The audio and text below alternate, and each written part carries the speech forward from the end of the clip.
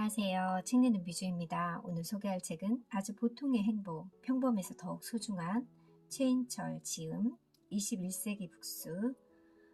우리는 행복에 대해서 생각할 때 정말 행복하고 싶다는 생각도 많이 하고 어떤 게 가장 큰 행복일까 하는 생각도 해보는데요. 행복은 정말 큰 크기가 아닌 자주 소소하게 느끼는 일상에서 행복이 있지 않을까 저는 생각해 보았습니다. 평범함의 행복, 보통의 행복, 최인철 교수가 말하는 보통의 행복은 어떤 것들이 있을까 생각해 보며 이 책을 읽어보았습니다. 서울대 심리학과 최인철 교수의 행복에 관한 진담반, 농담반. 최인철 서울대학교 심리학과를 졸업한 후 미국 미시간 대학교에서 사회심리학 박사학위를 받았다. 미국 일리노이 대학교 심리학과 교수를 역임했다. 2000년 서울대학교 심리학과에 부임했고 2010년 서울대학교 행복연구센터를 설립하여 행복과 좋은 삶에 관한 연구뿐 아니라 초중고등학교에 행복 교육을 전파하고 전 생애 행복 교육 프로그램을 개발하는 등 행복의 심화와 확산에 매진하고 있다. 2017년 제8회 홍진기 창조인상을 수상했다. 저서로 프레임, 굿라이프 등이 있으며 역서로 생각의 지도, 행복에 걸려 비틀거리다가 있다. 저는 이분의 책을 이번 책까지 포함해서 3권 읽었는데요. 프레임, 굿라이프 책도 참 좋았는데 이 책도 어렵지 않고 소소한 행복에 대해서 생각해보는 아주 좋은 책이었습니다.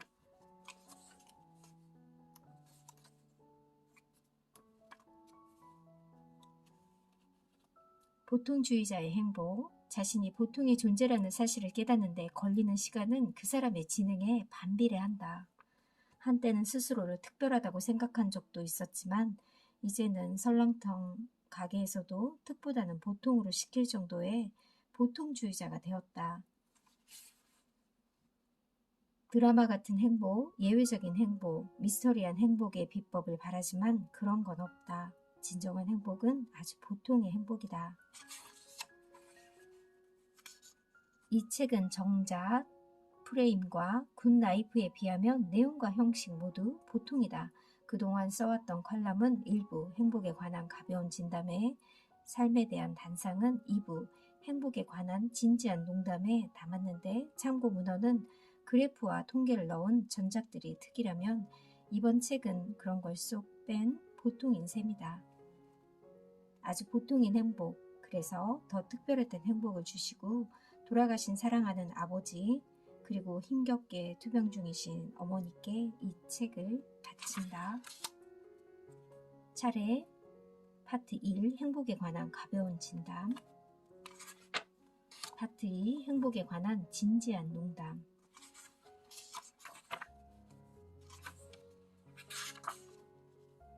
그냥 선물하는 행위는 우연을 선물하는 행위다. 인간은 우연히 일어나는 좋은 일에서 행복을 느낀다. 행복이란 단어의 한자 풀이가 우연히 일어나는 좋은 일이라는 점도 우연이 아니다. 행복의 수준은 관계의 수준을 벗어날 수 없고 관계의 수준은 그냥의 수준을 벗어날 수 없다. 아무런 용건 없이도 그냥 연락하는 친구들이 있다면 당신은 외롭지 않다. 아무런 이유 없이 그냥 선물하고 싶은 사람들이 있다면 당신은 이미 행복한 사람이다.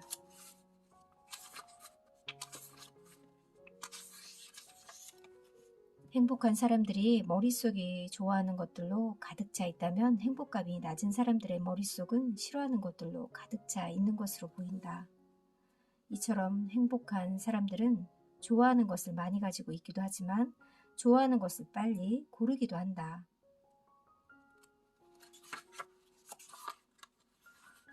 습관은 몸이 아니라 공간에 밴다. 습관에 대해 버려야 할 가장 큰 오해는 습관이 시간과 공간이라는 맥락에 구애받지 않는 행동이라는 착각이다. 습관은 일정한 시간과 장소에서 반복하는 행위다. 시간과 장소에 상관없이 반복되는 행위가 아니다. 묘하게 거기만 가면 자연스럽게 하게 되는 행위가 습관의 본질이다. 사람이 온다는 건 실은 어마어마한 일이다. 그는 그의 과거와 현재와 그리고 그의 미래와 함께 오기 때문이다. 한 사람의 일생이 오기 때문이다. 굳이 알 필요가 없는 것들에 대한 무관심은 마음의 힘을 비축하는 행위다. 유일한 대화 주제가 가십과 스캔들인 뿐인 사람은 멀리하는 것도 마음의 힘을 축적하기 위한 행위다. 알 권리라는 이름으로 알 가치가 없는 내용들을 폭로하는 사람들과는 담을 쌓아야 한다. 이제 세상에 대해 위대한 저항을 시작해야 한다. 모두가 실시간성에 집착할 때 한 박자 늦는 사람이 되기로 결심해야 한다. 습관적으로 스마트폰을 켜는 행위에 반기를 들어야 한다. 끊임없이 접속하느라 분주한 것 같지만 실은 게으른 것이다. 적극적으로 세상을 탐색하는 것 같지만 실은 단 한 발짝도 세상을 향해 나아가지 않는 나태다. 바쁨을 위한 바쁨일 뿐이다. 굳이 알 필요가 없는 것들에 대해 무관심이야말로 세상에 대한 가장 적극적인 관심이다. 행복 천재들은 여행을 간다. 여행이 그립다. 일상이 지겨워서만은 아니다. 역마살이 낀 탓도 아니다. 여행은 관광이 아니라 수동적인 봄이 아니라 낯선 곳에서 나를 만나는 자기 발견의 경험이다.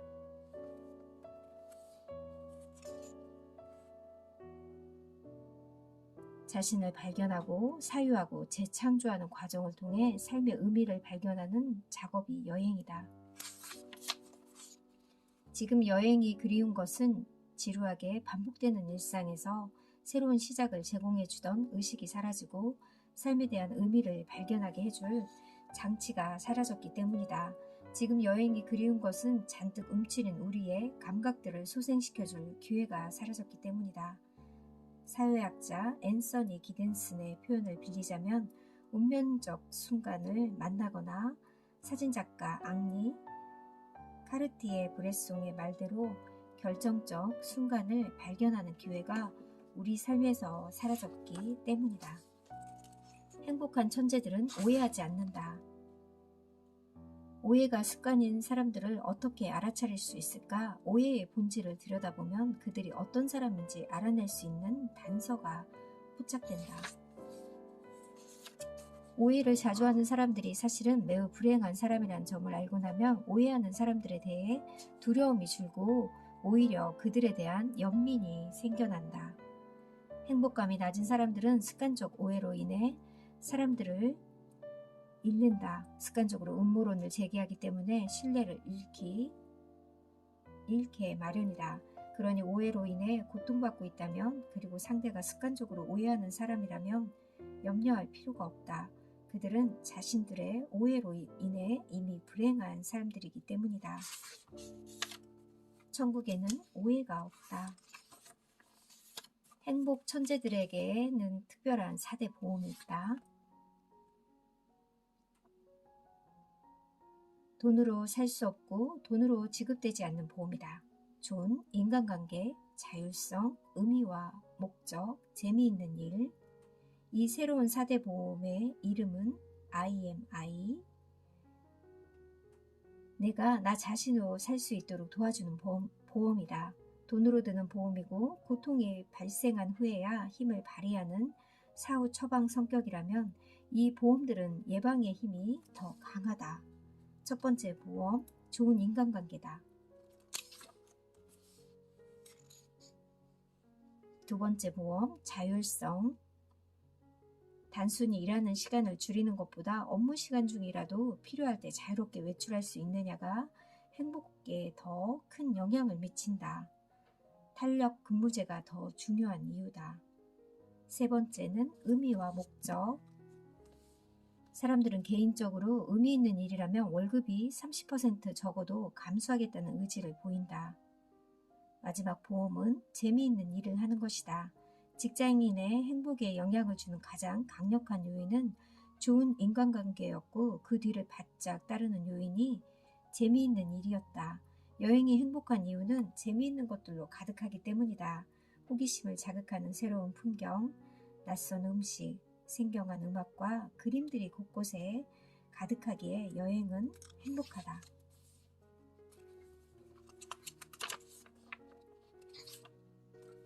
의미형 인간이 온다. 의미형 인간은 스트레스에 유독 강하다. 그들에게는 궁극적으로 중요한 일이 있기에 다른 일들은 부차적으로 여겨진다.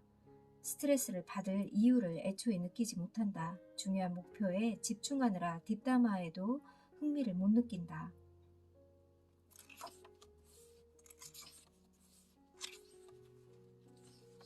흡족은 자기가 하는 일을 사랑하는 사람들이다. 왜 산에 오르냐고 물었을 때 산이 거기에 있어서라고 답하는 사람들, 그런 사람들이 흡족이다. 흡족은 돈이나 명예만을 위해 일하지 않는다. 일하는 과정에서 느끼는 흡족함이 그들의 심장을 뛰게 하는 원동력이다.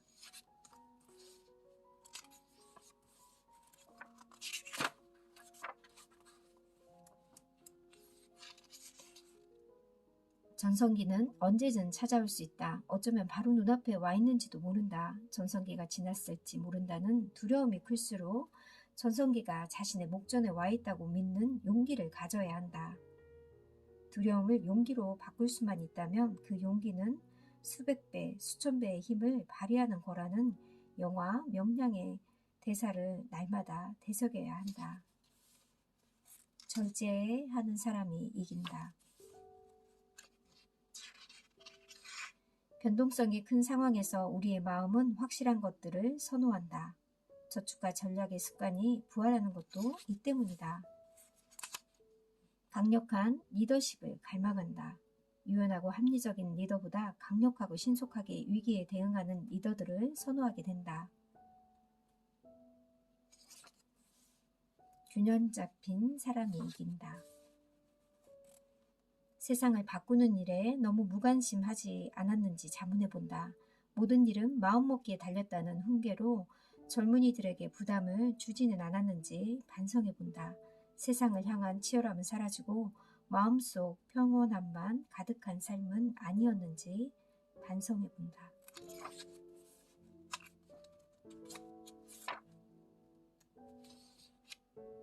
나이가 들면 주변 사람들이 이상한 구석들이 이상하게 눈에 잘 띈다. 솔직히 걔도 참 이상해. 중년을 넘긴 사람들이 친구들을 폄하할 때 내놓는 단골 푸념이다. 얘도 이상하고 쟤도 이상하고 그런 식으로 한 명 한 명 평하다 보면 이상하지 않은 친구가 없다. 결국에는 친구 풍평회를 하던 그들이 서로를 보며 이렇게 말한다. 솔직히 너도 이상해. 나이가 들수록 사람들이 이상해 보이는 세 번째 이유는 요새 행복하지 않기 때문이다. 기분이 안 좋은 상태일 때는 타인에 대한 평가는 박해진다. 스트레스가 쌓여 폭발 직전이면 나 빼고 다 이상해 보이기 마련이다. 세상은 우리에게 이기는 연습만을 시킨다. 이기는 습관은 성공의 상징이 되었고 이기지 못한 자의 아픔을 보듬는 일은 성공한 자의 미덕이 되었다.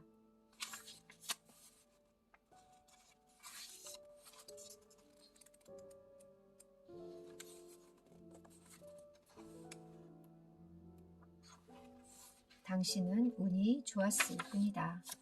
인생의 중반기를 지나고 나면 사람들은 철이 들 뿐 아니라 행복감도 증가한다. 서울대학교 행복연구센터 조사에 따르면 나이가 들수록 물질주의는 줄어들고 감사하는 마음은 늘어나며 남들과 비교하는 성향도 급격하게 사라진다. 삶의 끝이 보이기 시작하면서 벌써 반이 지났다는 생각에 정신이 바짝 들기 때문이다. 이러다가 이번 생을 망칠 수도 있다는 생각에 자신의 삶을 비로소 사랑하게 되는 것이다. 결코 원래부터 성실한 사람이어서가 아니다. 그러므로 아직 그 시기에 이르지 못한 젊은이들은 지나치게 나무랄 일이 아니다. 고통에 임하는 자세. 연구에 따르면 고통의 부재가 행복의 필수라고 믿는 사람들일수록 행복의 수준이 낮은 것으로 나타났다. 반대로 고통을 행복의 일부라고 인정하는 사람들은 행복 수준이 높은 편이다. 이들은 스트레스 상황이나 좌절의 순간에도 쉽게 무너지지 않는다. 지금 잠시 힘들지만 그렇다고 불행한 것은 아니라고 믿기 때문이다. 행복은 고통의 유무가 아니라 고통에 임하는 자세에 의해 결정된다. 나이 든 만병통치약. 나이 드는 건 생각보다 괜찮다. 괜찮은 정도가 아니라 정말 좋다. 나이 들어가는 사람들의 공통된 고백이다. 연구 데이터를 들여다보니 나이가 들수록 감사가 늘어난다. 남들과의 비교는 줄어든다. 물질에 대한 욕망도 줄고 몸은 부지런해진다. 웬만한 일은 다 이해가 된다. 이쯤 되면 나이 드는 게 축복임이 분명하지만 한 가지 마음에 걸리는 게 있다. 외로움이다. 데이터를 들여다보니 나이 들수록 외로움이 증가한다. 젊은 날 특별히 신경 써야 할 일이 좋은 친구를 만드는 일임이 분명하다. 저는 이 부분이 참 좋았습니다.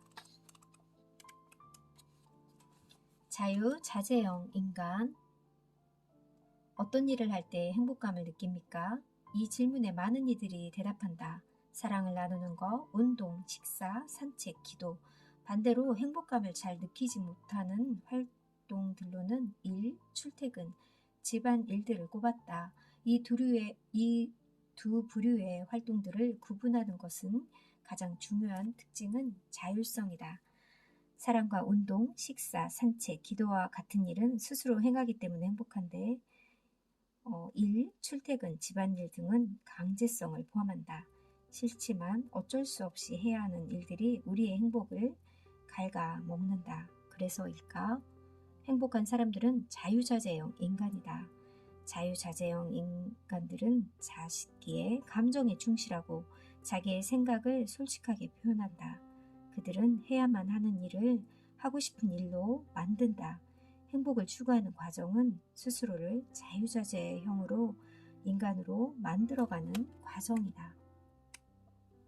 농담은 관계의 척도다. 상대의 짓궂은 장난에 너털 웃음을 터뜨린다면, 그가 던진 농담에 미소 짓는다면 두 사람은 친해진 것이다. 짓궂게 구는 행위는 호감의 시작이면서 호감의 완성이다. 농담이 어색해지고 더 이상 장난이 통하지 않는다면 관계에 이용 신호가 켜졌다는 뜻이다. 사람과 사람이 서로 장난치며 친해지듯 나 자신에게도 장난을 쳐야 한다. 내 삶을 바라보는 장난기 가득한 시선과 한마디의 농담이 필요하다. 스스로 늘 엄격하고 진지한 사람, 장난기 하나 없이 삶을 대하는 사람에게는 행복이 끼어들 틈새가 거의 없다. 살면서 부딪히는 수많은 문제를 시련으로 받아들이는 것과 농담처럼 웃어 넘기는 것 사이에는 커다란 간극이 존재한다. 힘들고 지칠 때마다 잠시 멈춰서서 삶을 향해 한마디 두 농담을 던질 수 있다면 당신은 여전히 삶과 친한 것이다. 농담과 장난기 죽을 때까지 잃지 말아야 할 행복 비결이다.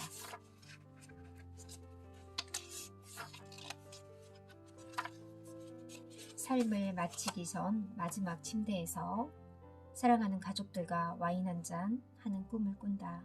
재미있었어. 너희 때문에 너무너무 좋았어. 이런 작별을 할 수 있다면 삶의 마지막에 누리는 최고의 행복이 아닐까? 오늘이 마지막일 수도 있으니 매일매일 이런 마음으로 살 수밖에 없겠다.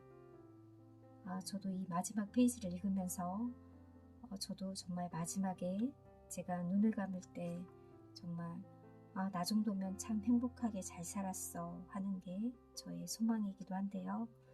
정말 저희 가족들을 보면서 너희 때문에 너무너무 좋았어. 그런 삶을 살고 싶습니다.